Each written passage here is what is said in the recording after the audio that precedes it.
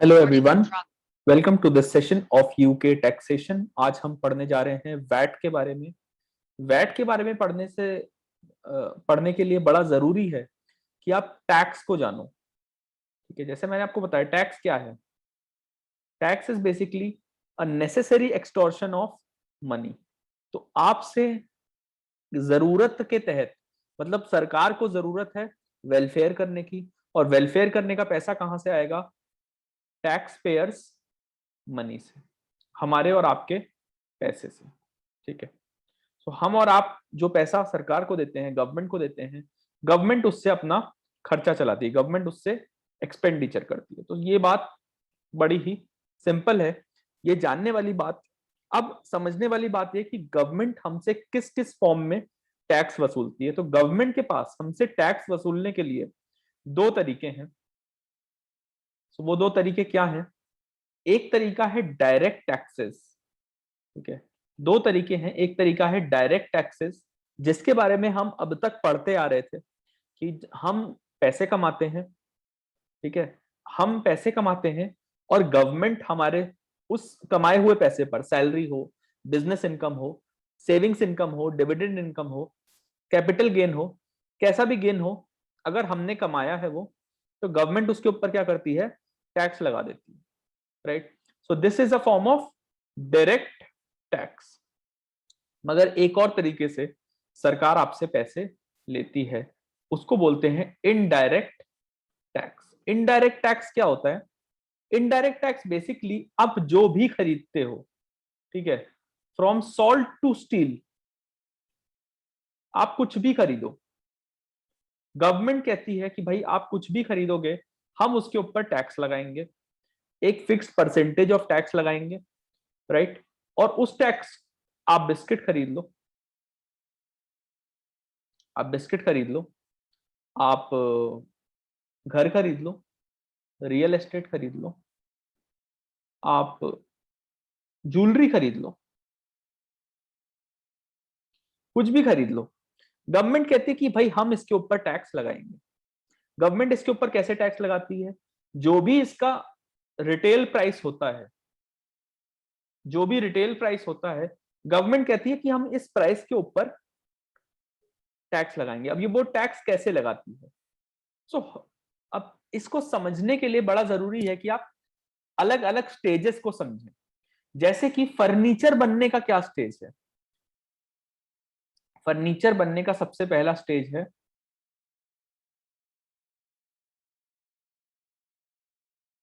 ये क्या है? This is the tree. ठीक है, ये एक पेड़ है, ट्री है। इस ट्री को सबसे पहले काटा जाएगा। राइट, काट के इससे बनाई जाएगी लकड़ी, इससे बनाया जाएगा वुड।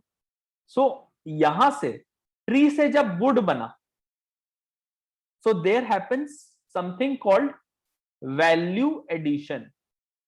क्या बोलते हैं इसको? Value addition. So this is a stage कि अब वो पेड़ पेड़ नहीं रह गए, अब वो लकड़ी बन चुकी है, वो वुड बन चुका है।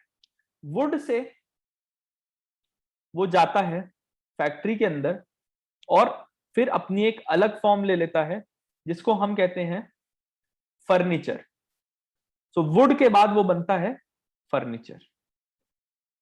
फर्नीचर जब वो बनता है, उसमें काफी सारी चीजें लगती हैं, तो दोबारा से एक चीज होती है जिसको हम कहते हैं वैल्यू एडिशन। सो हर एक स्टेज पर कुछ वैल्यू ऐड होती है, और सरकार ये बोलती है, खास करके यूके की सरकार बोलती है कि हम इस वैल्यू एडेड के ऊपर टैक्स लगाएंगे और हम इसको बोलेंगे वैल्यू एडेड टैक्स। सरकार कहती है कि जितने भी वैल्यू हर एक स्टेज पर ऐड होगी, हम उसके ऊपर टैक्स लगाएंगे। अब सरकार इसमें कुछ रियायतें भी देती है। रियायतें क्या? यहां से जब आप यहां पर जाते हो, तो जो इंसान यहां पर बेच रहा है, वो थोड़ा ना यहाँ पे खरीद रहा है। ये बेचने वाला खरीदने वाला अलग अलग आदमी है। इसने अगर कोई टैक्स दिया है, इसने अगर सेल के ऊपर कोई टैक्स लगाया है, ठीक है, और इसने वो पे किया, मान लो 10 + 2 रुपए इसने टैक्स पे किया है, तो जब अब ये फर्नीचर बेचेगा ना, तो ये जो 2 रुपए है ये इसको एज इनपुट टैक्स मिल जाएगा, जिसके बारे में हम अभी चर्चा करेंगे। अगर ये आगे 25 का बेचता है, मतलब 20 + 5 का बेचता है, तो ये जो 5 की इसकी लायबिलिटी है, इसमें से ये 2 माइनस हो जाएगा और नेट नेट इसको 3 रुपए सरकार को, गवर्नमेंट को देना पड़ेगा, गवर्नमेंट को, सरकार को देना पड़ेगा। ठीक है, तो नेट नेट जो 3 रुपए ये सरकार को दे देगा। तो गवर्नमेंट इस तरह के टैक्सेशन सिस्टम को, ये एक तरह का इनडायरेक्ट टैक्सेशन। आप कुछ भी खरीद लो, आप बिस्किट कहां से बनता है? पहले खेतों में गेहूं की फसल लगती है, मतलब कि क्रॉप लगता है। किस चीज का क्रॉप लगता है? वीट का, राइट।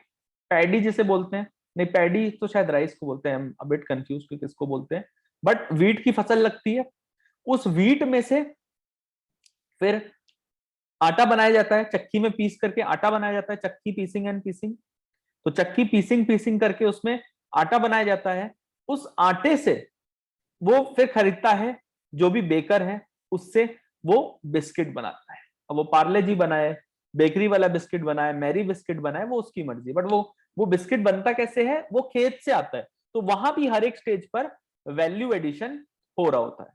आप ज्वेलरी ले लो, ज्वेलरी पहले माइन से गोल्ड की माइनिंग होती है, उस माइनिंग के बाद फिर वो आता है सुनार के पास, मतलब मेकर के पास, डिजाइनर के पास। तो फिर वो डिजाइन में ज्वेलरी बनाता है, फिर वो ज्वेलरी रिटेल शॉप पर जाती है। वो ज्वेलरी जब रिटेल शॉप के ऊपर जाती है, तब जाकर के फिर वो सेल होती है। तो हर एक स्टेज के ऊपर आप देखोगे कि कुछ ना कुछ वैल्यू ऐड होती है, और गवर्नमेंट कहती है कि जब जब आप ये वैल्यू ऐड करोगे, हम तब तक आपसे टैक्स वसूलेंगे, मगर आपको रियायत देंगे कि पुराना अगर आपने कोई टैक्स पे किया है तो वो हम नए टैक्स में से माइनस करने की आपको इजाजत दे देंगे। और इसी को बोलते हैं इनडायरेक्ट टैक्सेशन सिस्टम। की डायरेक्ट कमाई हुई इनकम पर ये टैक्स नहीं लगता। अब इसमें आपकी कमाई हुई इनकम पर कोई टैक्स नहीं है, बट आप उस कमाई हुई इनकम से जो जो सामान खरीद रहे हो, चाहे रियल एस्टेट हो, ज्वेलरी हो, कुछ भी खरीद रहे हो यार, एनी XYZ, एक क्रिकेट का बैट ही खरीद रहे हो ना, उस पर भी वैट लग रहा है। तो सरकार हर उस चीज के ऊपर वैट लगाती है, राइट। तो आइए ऑन दैट प्रेमाइस हम शुरू करते हैं अपना काम, अपने चैप्टर को बढ़ाते हैं आगे, क्योंकि टैक्सेशन में या किसी भी लॉ में रिटन वर्ड सबसे ज्यादा इंपॉर्टेंट होता है। तो सबसे ज्यादा इंपॉर्टेंट चीज है रिटन वर्ड। तो आइए काम को आगे बढ़ाते हैं, बात करते हैं शुरू, और करते हैं बात कि भाई क्या है वैट, क्या स्कोप है वैट का। ठीक है,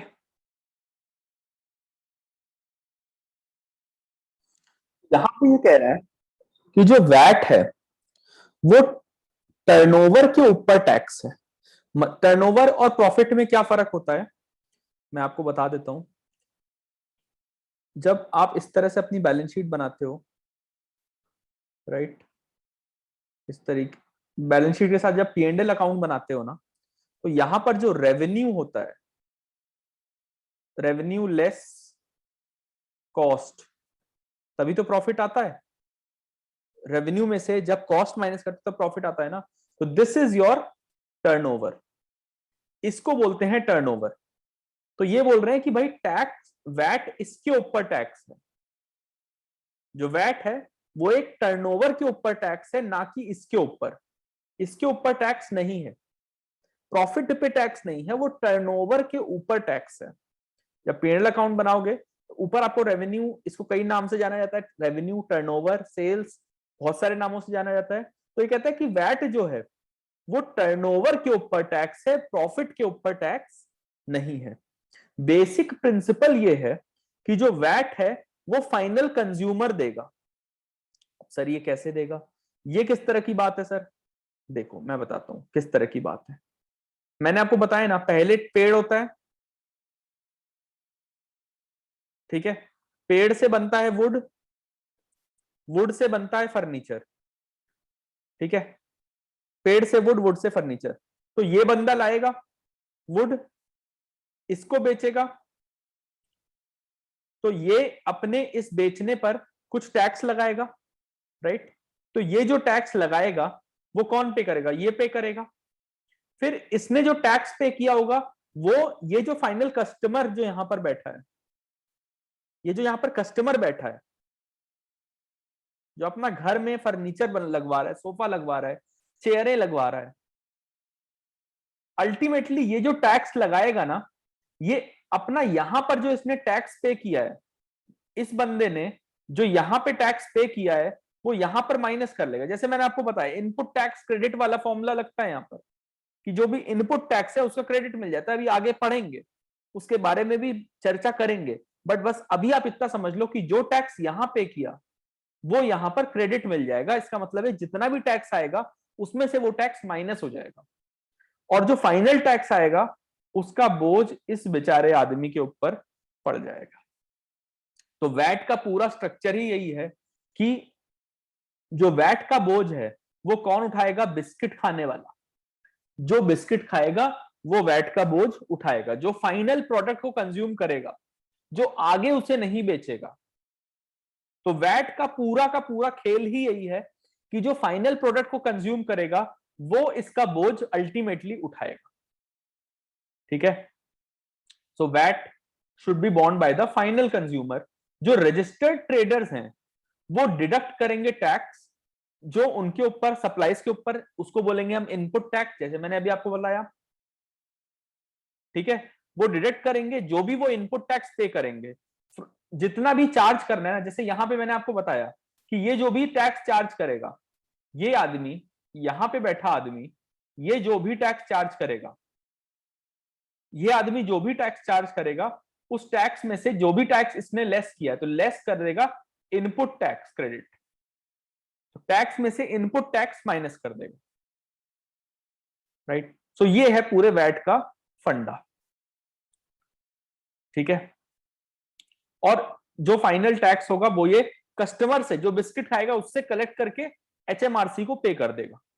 तो हर एक स्टेज पर क्या हो रहा है, at each stage of the manufacturing और service process net VAT paid is on the value added. जैसे मैंने आपको बोला ना कि जो वैट का फंडा क्या है कि हर जिस स्टेज पर जितनी वैल्यू ऐड करोगे उस पर उतना टैक्स लगेगा। तो वैट का पूरा फंडा यही है कि जिस स्टेज के ऊपर जितनी वैल्यू एडिशन होगा हम उसके ऊपर टैक्स लगा देंगे, पुराना आपको दे देंगे, डिडक्ट कर लो, इनपुट टैक्स डिडक्ट कर लो, और जो बचा वो फाइनल कंज्यूमर से लेकर के एचएमआरसी को पे कर लो। अच्छा, जिम्मेदारी पे करने की अभी भी फाइनल रिटेलर के हाथ में, वो आदमी जो किसी फर्दर सेल करने वाले को नहीं पे कर रहा, रिटेलर के हाथ में है, उसको देना है। अच्छा, जो भी टैक्स कलेक्ट करेगा उसके हाथ में है जिम्मेदारी कि उसे एचएमआरसी को टैक्स देना है। जैसे इस बंदे ने, इसने अगर टैक्स कलेक्ट किया ना इससे, इसने इससे, इस आदमी ने इससे टैक्स कलेक्ट किया ना, तो ये एचएमआरसी को देगा। जो भी टैक्स इसने कलेक्ट किया वो ये एचएमआरसी को दे देगा। एचएमआरसी इसको इनपुट टैक्स क्रेडिट दे देगी। ठीक है? आइए एक एग्जांपल देख लेते हैं। एक फॉरेस्टर है, ये वुड सेल करता है फर्नीचर मेकर को 100 रुपए का प्लस वैट। फर्नीचर मेकर इस वुड को यूज करके टेबल बनाता है और सेल कर देता है एक शॉप को। फर्नीचर मेकर, अब एक और आदमी आ गया बीच में जो शॉप को सेल करता है 150 प्लस वैट में। The shop then sells the table to the final consumer for 300 plus VAT of 20%। Right? आइए देखते हैं हर एक स्टेज पर किस तरीके से वैट वसूला जाएगा और कौन वैट को पे करेगा। राइट? तो चलिए देखते हैं किस तरीके से हमारा जो फॉरेस्टर है वहां से लेकर के जब शॉप तक जाता है ये वुड, तो कैसे एक एक स्टेज पर किस तरीके से इसको वैल्यू ऐड होता है और इसके ऊपर टैक्स लगता है। राइट?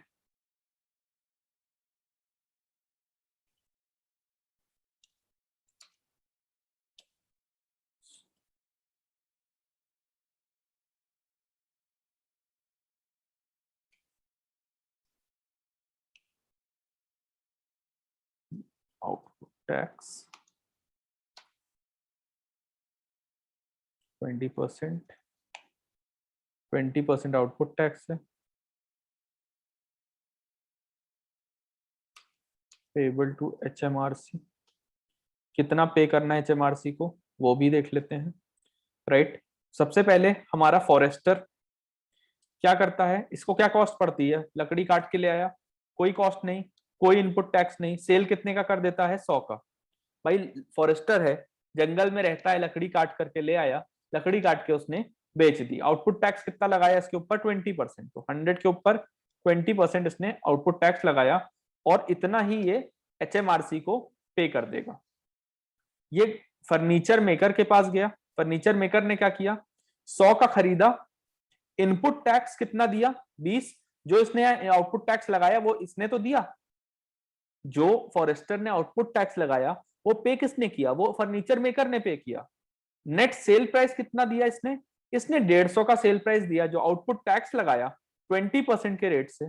अभी 20% का रेट सिर्फ हमने अज्यूम कर रखा है, एक्चुअली भी एक रेट है 20% का, बिल्कुल है, मगर अभी रेट्स के बारे में पढ़ेंगे। फिलहाल आप बस ये मान लो कि 20% का रेट है, राइट। सो इसने लगा दिया 30 पाउंड्स।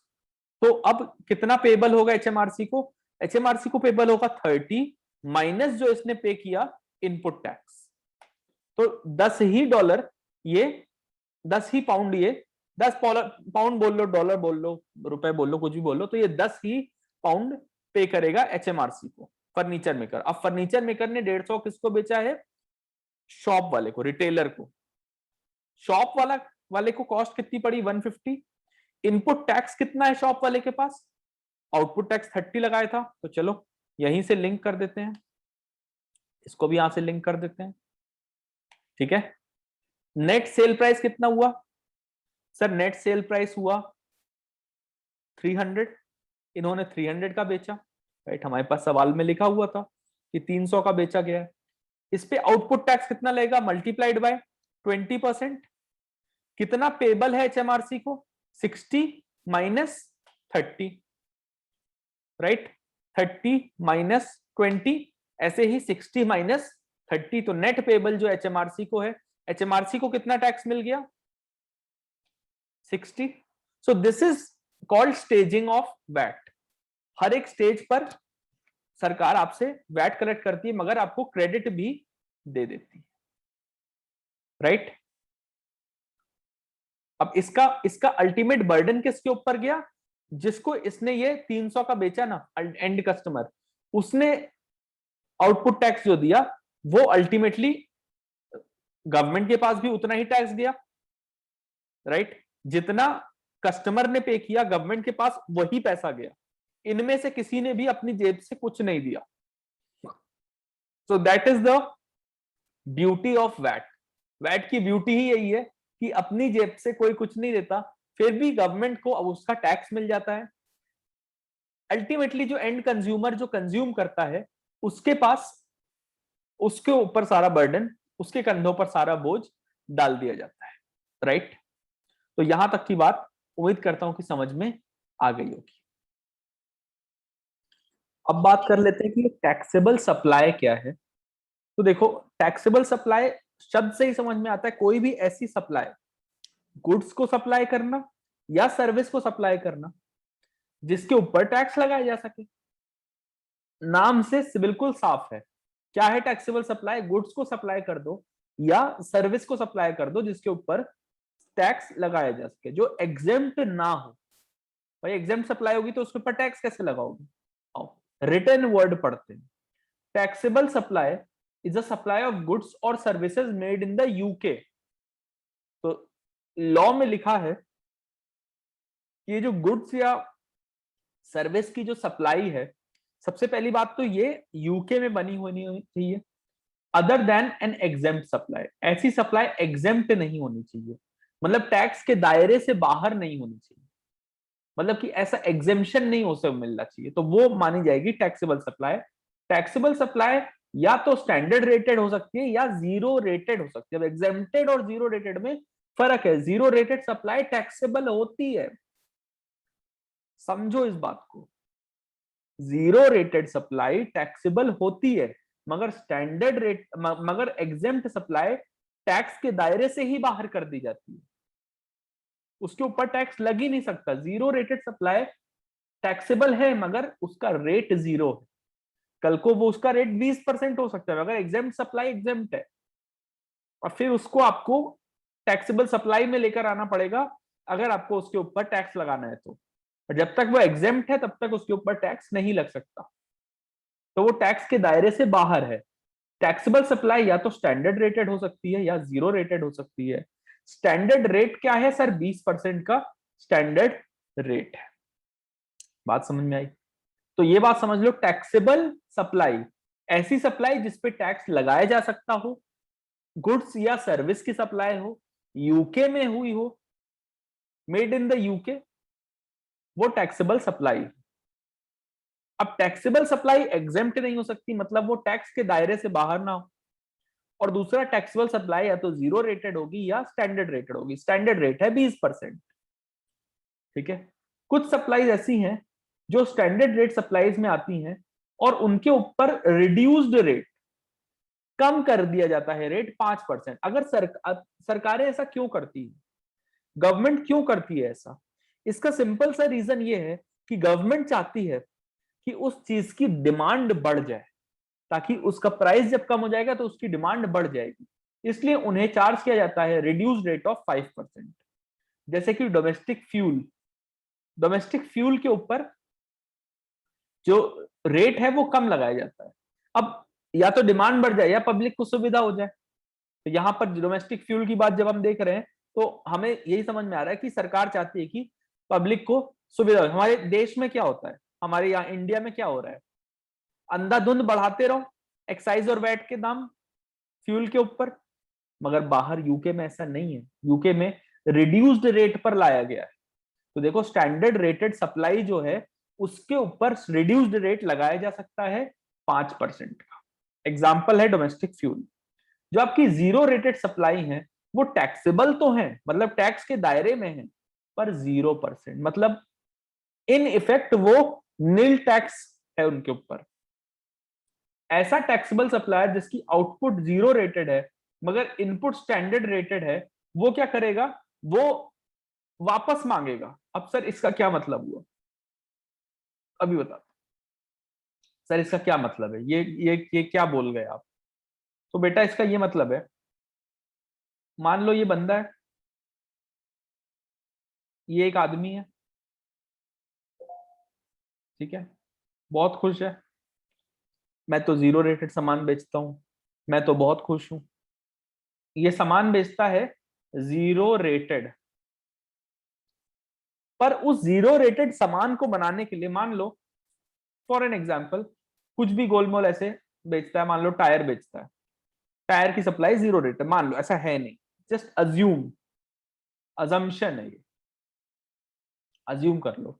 टायर बेचता है गोलमोल, उसकी सप्लाई जीरो रेटेड है, मगर इस टायर को बनाने के लिए जो ये रबर लेकर के आता है, रबर टैक्सेबल सप्लाई, और इसने जब ये खरीदा होगा रबर, तो इसके ऊपर कुछ टैक्स भी पे किया होगा, मगर ये तो इसके ऊपर क्लेम हो ही नहीं सकता क्योंकि ये तो जीरो रेटेड है।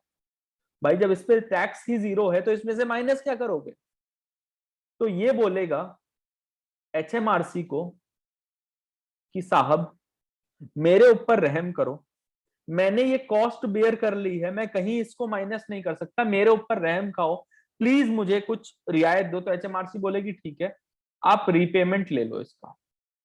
एचएमआरसी दोबारा इसको ये अमाउंट रीपे कर देगी। जी, बात समझ में आई? तो यहां पर ये बता रहे हैं कि जीरो रेटेड जो सप्लाई है वो 0% पर टैक्सेबल है, पर ऐसा सप्लायर जिसका आउटपुट जीरो रेटेड है मगर इनपुट स्टैंडर्ड रेटेड है, 20% पर उसने इनपुट ले रखा है, तो वो रीपेमेंट ले लेगा, वैट पेड ऑन परचेजेस, जो भी उसने वैट पे किया होगा परचेजेस के ऊपर, उसका वो इनपुट ले लेगा। उम्मीद करता हूं यहां तक की बात आपके समझ में आ गई होगी, राइट? अब देखो, बात ये होती है कि सर एग्जेम्प्ट सप्लाई चार्जेबल है कि नहीं है। तो बेटा एग्जेम्प्ट सप्लाई चार्जेबल ही नहीं है वैट को।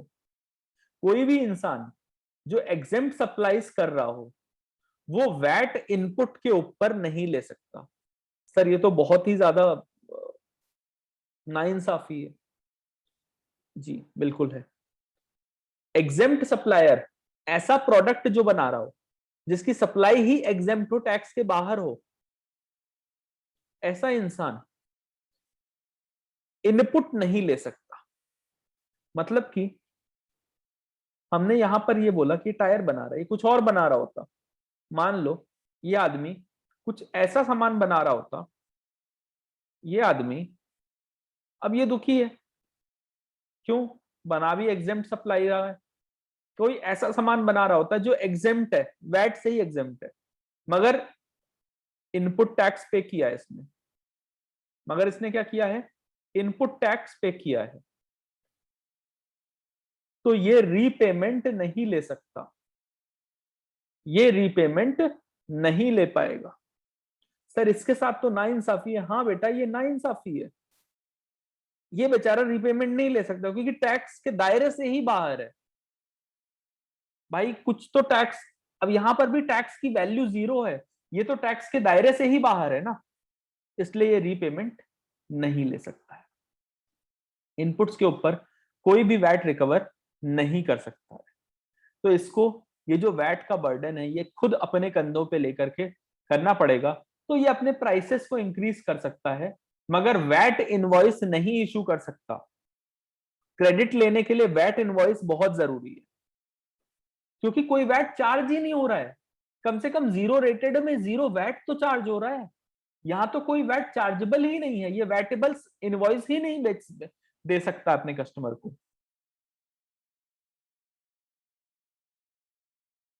तो ये वैट चार्ज ही नहीं कर सकता है अपने कस्टमर्स को। ठीक है, आइए अब एक एग्जांपल देख लेते हैं स्टैंडर्ड रेटेड, जीरो रेटेड और एग्जेम्प्ट सप्लाईज का। आइए समझ लेते हैं कि किस तरह से स्टैंडर्ड रेटेड, जीरो रेटेड और एग्जेम्प्ट सप्लाईज काम करते हैं। तो standard rated, zero rated and exempt supplies, तो ये कैसे कैसे काम करते हैं इसके बारे में भी समझ लेते हैं। मान लो जो आपने इनपुट खरीदा, यहां 20,000 का खरीदा और यहाँ यहाँ दोनों जगह, तीनों जगह 20,000 का इनपुट खरीद लिया। अब वीएटी, वैट कितना लगेगा इसके ऊपर? सर 20% के हिसाब से, 20% के हिसाब से 4,000 लगेगा। सिमिलरली यहां भी 4,000 लगेगा और यहां भी 4,000 ही लगेगा। अब आउटपुट की अगर बात करें, ठीक है, आउटपुट मानते हैं कि आपने 30,000 का दिया। अब ये टोटल कितना हो गया? 24,000, 24,000, 24,000। आउटपुट मान लेते हैं 30,000 का, तीनों जगह हमारे पास आउटपुट आता है। इस पे वैट कितना चार्ज करोगे? सर 20% करेंगे, तो लो 20%, यहां तो कर लोगे, जीरो रेटेड है, ये 0 हो जाएगा और यहां पर तो कोई वैट चार्ज होगा ही नहीं, तो यहां भी 0 मान लेते हैं। तो यहां आपकी नेट कितने की आएगी? Plus this. सो अब आपको पे कितना करना है या रिक्लेम कितना करना है? मैंने बताया था ना, जीरो रेटेड के केस में रीपेमेंट हो जाएगी। तो आपको नेट जो पे करना है वो है 6,000 माइनस 4,000। जो पे करना है वो है 6,000 माइनस 4,000। यहां पर आपको करना है reclaim, so this minus this आपको रिक्लेम हो जाएगा। और यहां पर दुर्भाग्यपूर्ण, बड़े ही बैड लक की बात है, दुर्भाग्य की बात है कि यहां पर आपको सब कुछ अपनी जेब से देना पड़ेगा। तो आपका जो यहाँ नेट प्रॉफिट्स आएंगे ना, वो आप देखो यहां पर कितना नेट प्रॉफिट आता है आपका। आपका नेट प्रॉफिट आता है 10,000। कैसे आता है sir? So it becomes 36,000 minus 24,000 minus 2,000 कि वैट भी तो पे करोगे। सिमिलरली अगर यहाँ पर आप देखो तो यहाँ भी आपका 10,000 ही आता है क्योंकि आपको ये 4,000 मिल जाते हैं, राइट? ये आपको ये 4,000 रिक्लेम करने को मिल जाते हैं। मगर यहाँ पर दुर्भाग्य की बात है कि यहाँ पर केवल और केवल 6,000 ही आपका नेट प्रॉफिट आता है। उम्मीद करता हूं यहां तक बात आपको समझ में आ गई होगी। सो ये थी बात स्टैंडर्ड रेटेड, जीरो रेटेड और एग्जेम्प्ट सप्लाईज की, राइट।